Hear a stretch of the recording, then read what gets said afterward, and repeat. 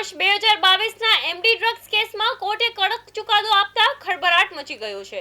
ભરૂચ એ division police દ્વારા ઝડપી પાડવામાં આવેલા આરોપી સલમાન ઉર્ફે રઘુ મુસ્તક પટેલને કોર્ટે 15 વર્ષની સખત કેદ તેમજ 2 લાખનો દંડ ફટકાર્યો છે।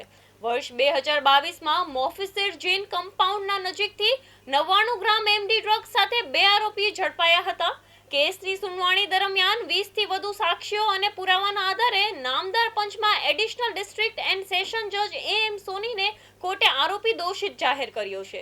દંડની રકમ નહીં ભરવામાં આવે તો વધુ 1 વર્ષની સજા ભોગવવાનો હુકમ પણ કરવામાં આવ્યો છે।